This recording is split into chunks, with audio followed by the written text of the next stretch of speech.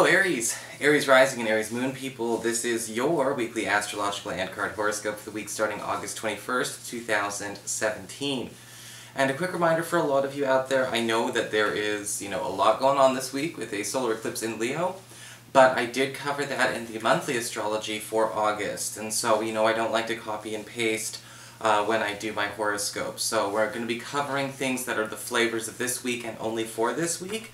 Hey Rainbow, just in time. But it's also important, that yes, that is happening, but again, that's already being covered, so it's not going to be brought up in this one. And just a quick reminder again, if you ever want to get a session with me, you can always go to my website, integrativemysticism.com. So what are the flavors of this week astrologically, the stuff that begins and ends this week? Well, on Tuesday, we've got Mars in your 5th house of love and romance and relationships with your kids, forming a lovely harmonious trine to Saturn, currently in Sagittarius, your 9th house of higher education, government legal proceedings, travel, broadcasting, and all that kind of good stuff. And this is actually the opportunity to close a gap or to bridge some kind of hurdle that you and a lover or you and a child have had, maybe for a while, no way of actually getting around. Whether we've been kind of maybe having an issue with some distancing in the relationship, maybe there have been challenges as far as, getting something logistic out of the way so we can move forward with our next big relationship move. Or we are trying to maybe actually do something on behalf of a child in terms of getting something for their future underway. We may have been feeling some upsets, some slowdowns in this area. Saturn tends to emphasize distances and roadblocks, especially in the 9th house.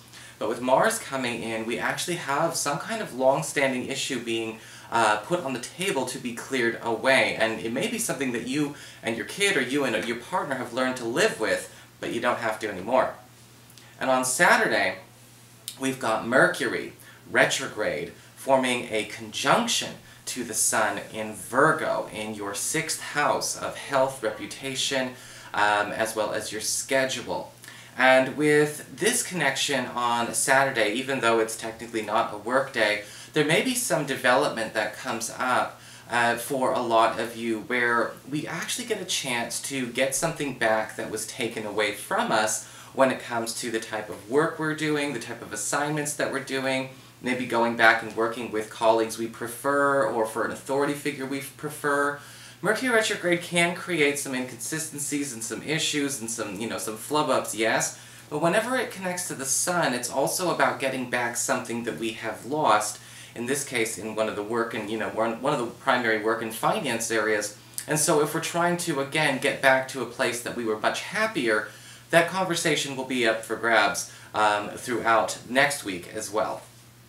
So what's going on with your cards this week then? Well, for your spiritual advice, we do have the card of the Sow. And the Sow talks all about generosity, as well as seeing where a generosity, in action is also considered to be an investment, whether it's a relationship investment, a social investment, a business investment.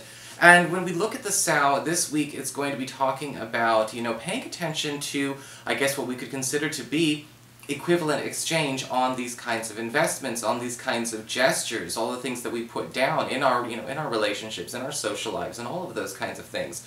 With the Sow, it's important to pay attention to where also you may actually need to be looking out to make sure that somebody close to you is actually getting their fair share.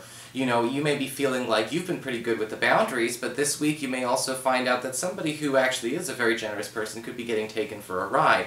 And with the Sow, it's also about paying attention to where is the wealth being spread evenly in your life. Whether you've been doing it right or wrong, a partner's been doing it right or wrong, a friend's been doing it right or wrong. The Sow is basically saying here, if there seems to be an issue where somebody's kind of taking all, that needs to be corrected this week because, again, there's no return on that investment for the Sow involved, but also it's not getting spread where it needs to go. So we need to pay attention to, again, maybe there's an influence that's sort of sucking everything up in, in that needier kind of way, and got to redistribute a little bit. Yeah. For your Earth sector, when it comes to your work and finances, we've got the Ace of Swords upright. Beautiful card because, again, it does indicate, this is my green light card. Whenever I look at this, I'm like, okay, somebody's going for it. And when we say somebody's going for it, it's not just, you're going for it and you're going to be courageous and brave. It's also, somebody's actually picking up what you're putting down. Somebody's actually going to want to give your idea a try, give your proposal a try. If you have anything on the table, whether it's a proposal, you know, something that you're trying to negotiate, again, if you're trying to do any kind of big changes in terms of transfers, alterations in your schedule, or possibly even just trying to actually request a special favor, the Ace of Swords upright says somebody actually up there likes you enough to kind of be like, look, even if we don't know how permanent this could be, we should give it a try to see if this actually works.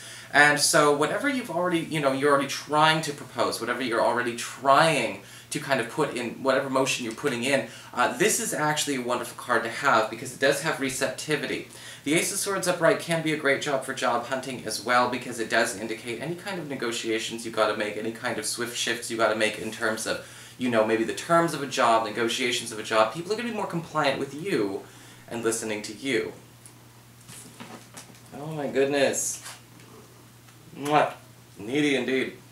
For your communications with air, when it comes to your friends, your relatives, and the others in your life, we do have the Four of Pentacles upright. And the Four of Pentacles is kind of saying that, yes, this week could actually have its share of frustrations with a friend or a relative who is choosing to operate like everything in their life is on a need-to-know basis. And we may be feeling like somebody is actually pulling out or pulling their energies away from a situation where they should be contributing more. I'm not feeling this from a romantic partner. I definitely think this is more of a friend or a relative, possibly a roommate or a teammate of some kind. The Four of Pentacles can also indicate some frustrations where we're kind of feeling like this person is cutting us off. I'm not necessarily sure if they mean to or if they're just throwing the baby out with the bathwater, but to get past that barrier of where this person is deciding to, again, kind of hermit up and cloister up is going to require a bit of finesse, okay?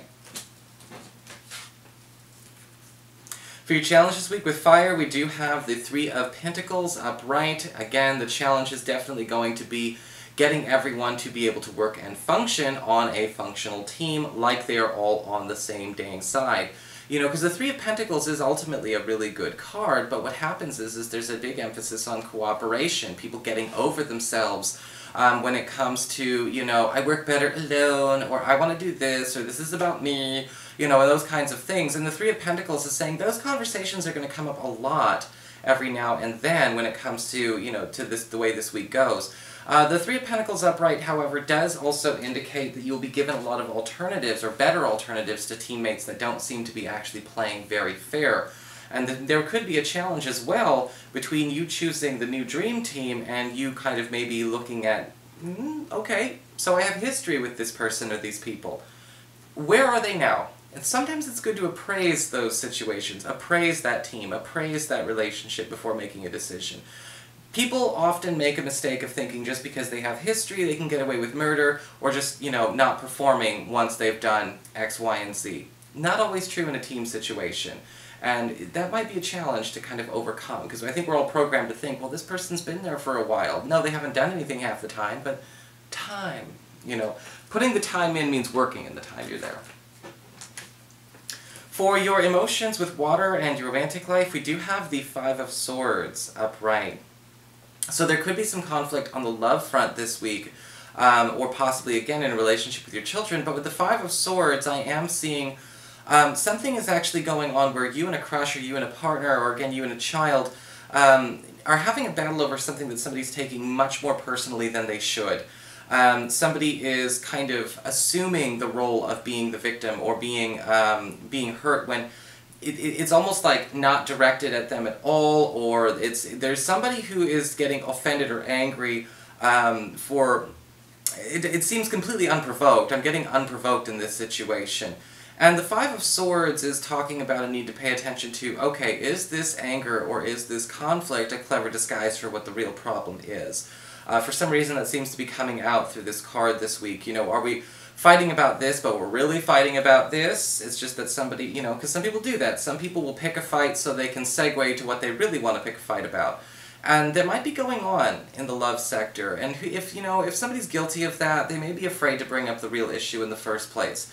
I don't see this being like an impossible apocalyptic kind of event, But I do think that it may be important to pay attention to what the real issue is and not the issue that's being addressed right out the get-go. So that is your horoscope. I hope you enjoyed it. If you did, please like, share, and subscribe. You know I appreciate it. And of course, if you ever want to get a session, you can always follow the links below, or go to integrativemysticism.com.